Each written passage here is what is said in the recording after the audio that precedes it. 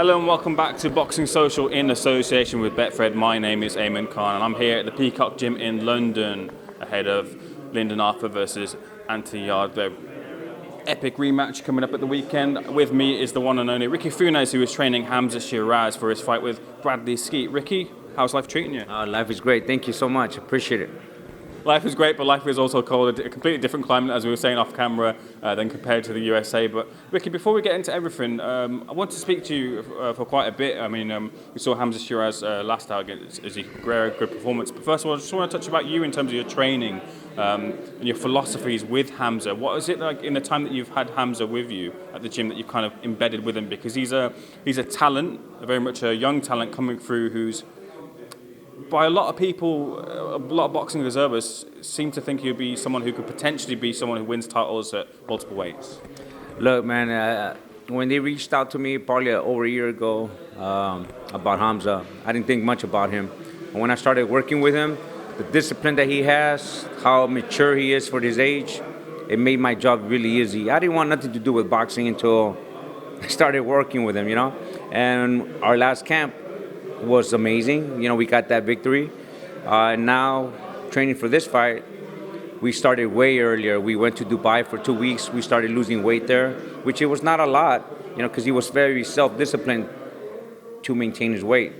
Then we went back to LA. We did 8 weeks over there, and you know, camp was great. Sparring with former world champions, a couple world champions, and seeing Hamzah's improvements and what we worked on and the technique and our strategy to go into this fight made everything so easy, you know.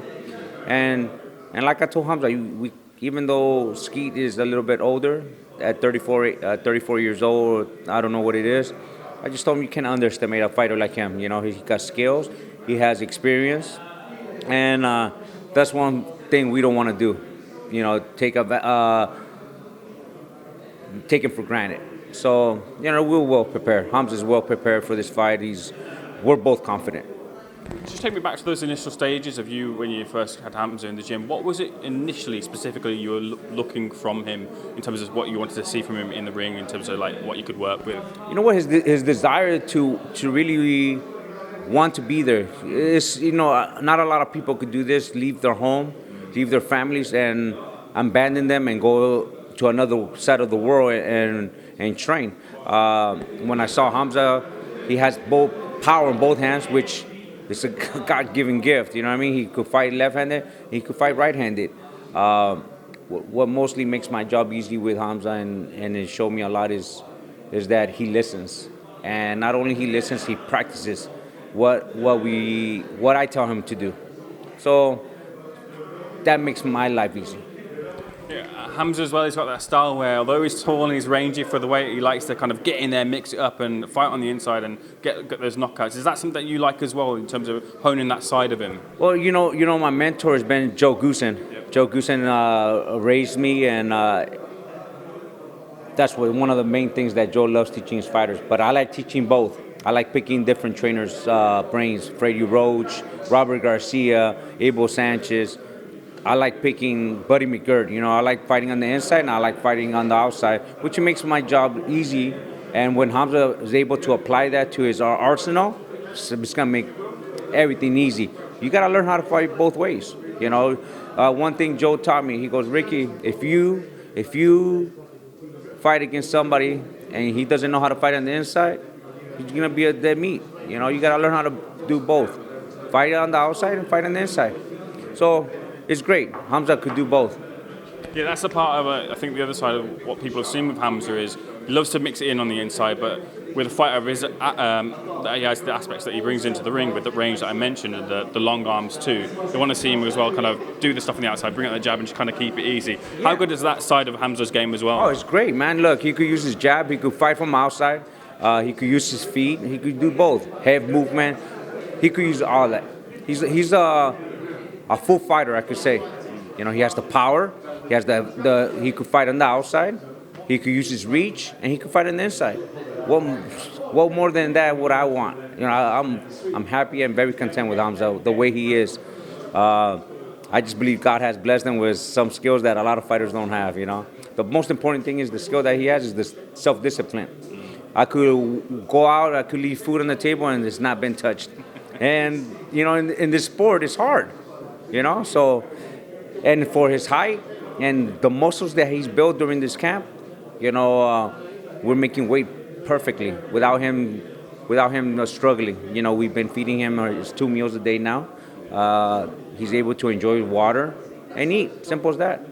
Bradley Skeete is the opponent for Hamzah's WBO's European Super Welterweight title. An interesting opponent when the fight was announced. A lot of hardcore fans it piqued the interest of them because of what Bradley Skeete kind of brings to the ring. He's a very tricky operator, and he's obviously linked up as well with the Ingle Gym, who are also kind of a tricky style, and he's been adapting to that. What kind of challenges do you think Bradley will pose to Hamzah on fight night? I can't break down our game plan, but what I studied from Skeete was his prior 3-4 fights, and I think it was a few months ago that he fought. Look, like anything could be surprising. You can't take away nothing from Skeete. We're just gonna go in there, be prepared, be very cautious with his quickness, with his counter punching, and we know what to do from there on. To me, it's like as soon as I see the first round, I know what we have to do. We have a few game plans. We don't stick to just one game plan. We have a few game plans. In case one doesn't work, we go to the other one, and if the other one doesn't work, we go to vice versa. We just go back and forth.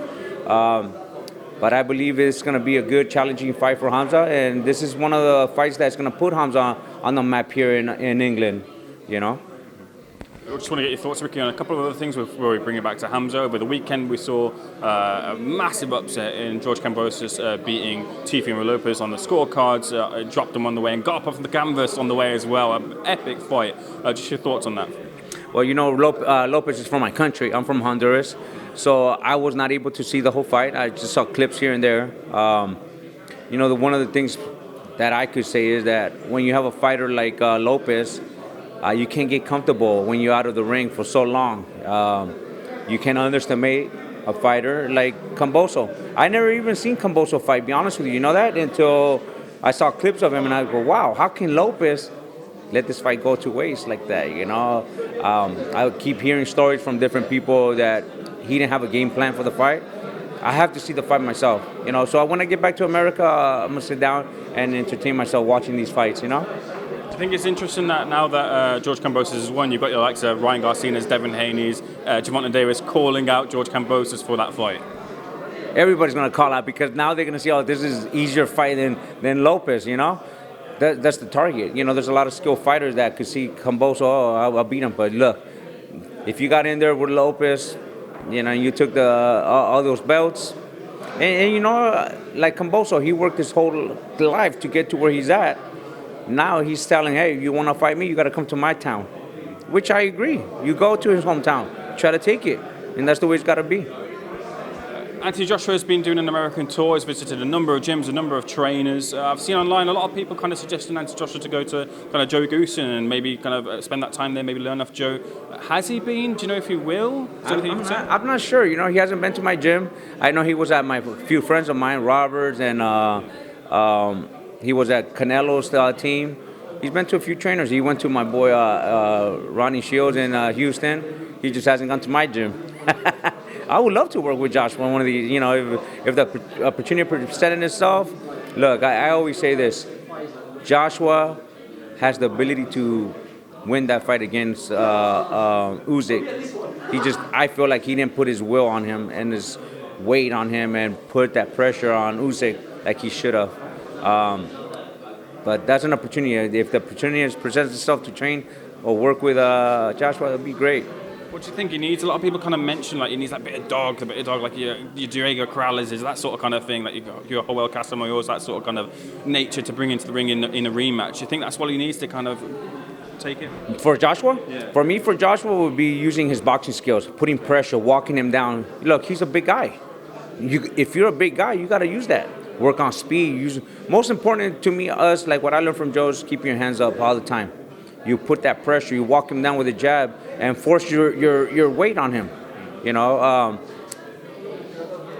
don't know if he has the Corrales instincts, because a few fights already, he's been, hurt by just small punches. Andy Reese is promoted by the company that I work for, which is TGB. But I believe Joshua, if he's well prepared and mentally prepared, I believe he could easily beat Usyk. I just think he made that fight very difficult for himself. The moment that I read Usyk, the moment that he was bouncing, I like, he's not going to last that long. He started slowing down. That moment that you slow down, you put that pressure. And I believe Joshua could win the rematch. I hope he just finds the right team for himself this time. Ricky, let's bring this back to you and Hamzah. First of all, for you as a trainer, I want to know, you've obviously been training on Joe Goossen, you've had a wealth of experience as well from him. But what, in terms of you as a person, as a trainer, what's your philosophy that you kind of take into boxing? You got to go in that ring and kill. That's my philosophy, and that's the same thing that Joe has taught me. Look, I've been with Joe since I was a kid. I worked with over 12 world champions with Joe, and I'm blessed to have done that. And I have been blessed that Joe brought me into this.